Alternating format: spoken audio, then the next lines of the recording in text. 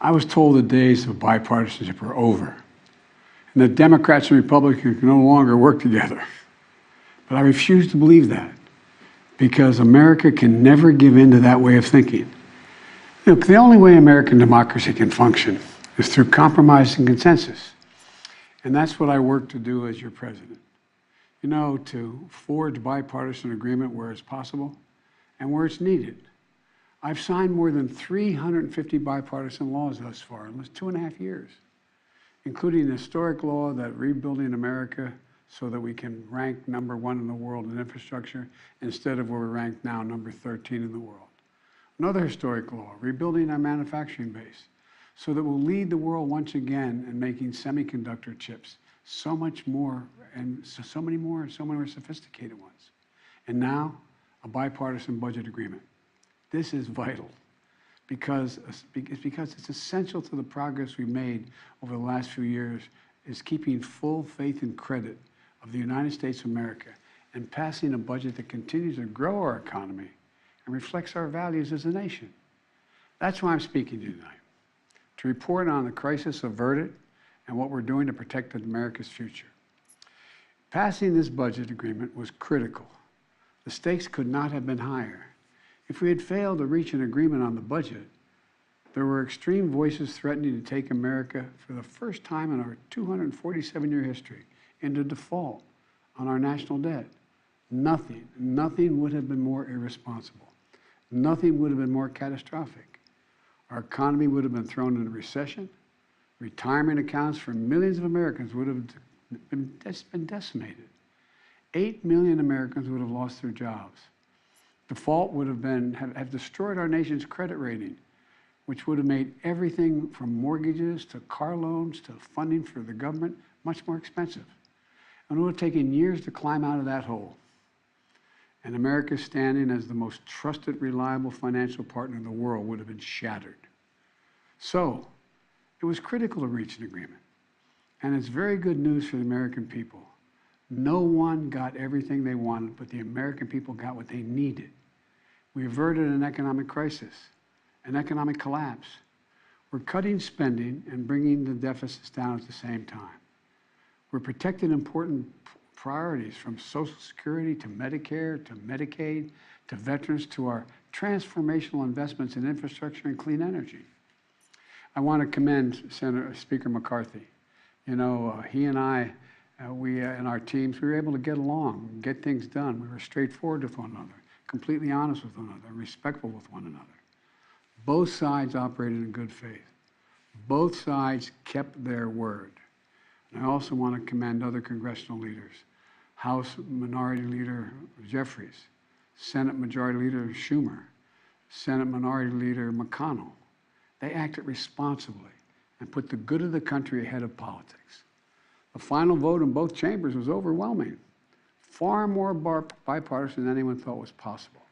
So, I want to thank the members of Congress who voted to pass this agreement, which I'm going to sign tomorrow and become the law. So here's what the deal does. First, it cuts spending.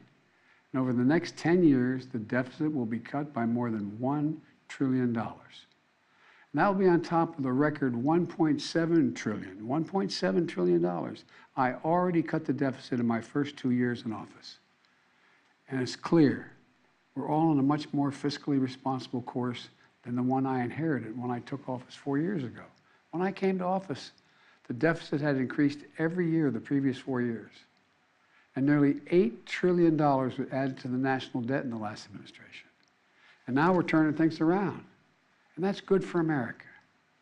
You know, my dad used to have an expression. He said, Joey, don't tell me what you value. Show me your budget. I'll tell you what you value.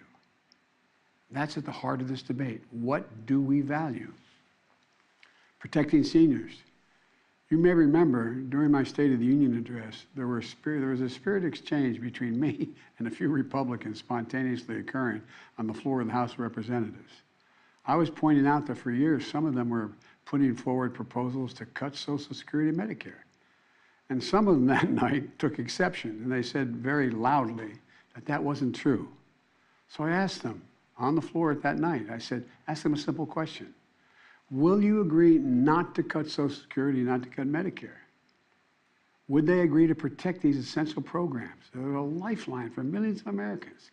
Programs that these Americans have been paying into every single paycheck they've earned since they started working, and that provides so much peace of mind. With the bright lights and cameras on, those few Republicans who were protesting, they agreed. They said they wouldn't cut it. That's how we protected Social Security and Medicare from the beginning, and from it being cut, period. Health care was another priority for me, a top priority. I made it clear from the outset, I would not agree to any cuts in Medicaid, another essential lifeline for millions of Americans, including children in poverty, the elderly in nursing homes, and Americans living with disabilities. The original House Republican proposal would have cut health care for up to 21 million Americans on Medicaid. And I said no, and Medicare is protected, and so are millions of people most in need. Look, I've long believed that the only one truly sacred obligation that the government has is to prepare those we send into harm's way and care for them and their families when they come home and when they don't come home. That's why my last budget provided VA hospitals with additional funding for more doctors, nurses, and equipment to accommodate the needs of veterans and more appointments. The House Republican plan would have meant 30 fewer million VA healthcare visits for our veterans. But we didn't let that happen. In addition, this bill fully funds the Bipartisan PACT Act, the most significant law in decades for veterans exposed to toxic burn pits and for their families. It expands access to those veterans and their families to health care and to disability benefits. Look, we're investing in America and our people and in our future. We've created over 13 million new jobs, nearly 800,000 manufacturing jobs. Where is it written that America can't lead the world again in manufacturing? Unemployment is at 3.7%. More Americans are working today than ever in the history of this country. And inflation has dropped 10 straight months in a row. In this debate, I refuse to put what was responsible for all this economic progress on the chopping block.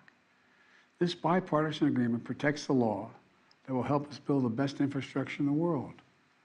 It fully protects the CHIPS and Science Act, which is going to bring key parts of our supply chain to America, so we don't have to rely on others, like semiconductors, those tiny computer chips smaller than the tip of your finger that affect nearly everything we rely on, from cell phones to building automobiles to the most sophisticated weapon systems and so much more.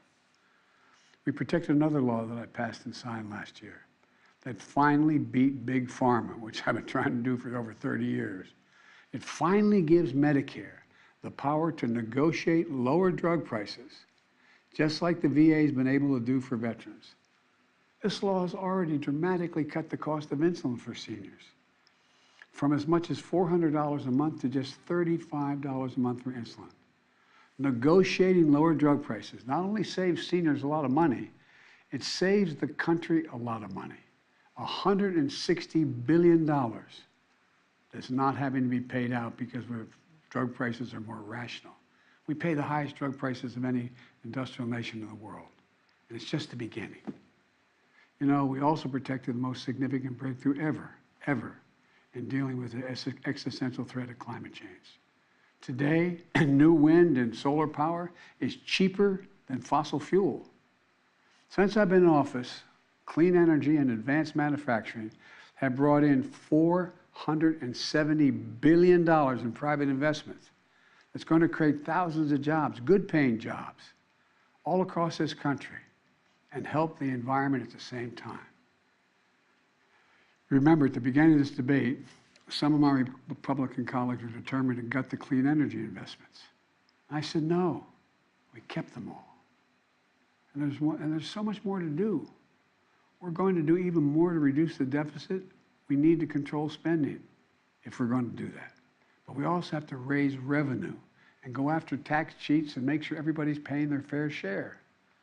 No one, I promise, no one making less than $400,000 a year will pay a penny more in federal taxes. But like most of you at home, I know the federal tax system isn't fair. That's why I kept my commitment, again, that no one earning less than $400,000 a year will pay a penny more in federal taxes. That's why last year I secured more funding more IRS funding to go after wealthy tax cheats. The Nonpartisan Congressional Budget Office, and it is nonpartisan, says that this bill will bring in $150 billion, and other outside experts expect that it would save as much as $400 billion because it's forcing people to pay their fair share. Republicans may not like it, but I'm going to make sure the wealthy pay their fair share.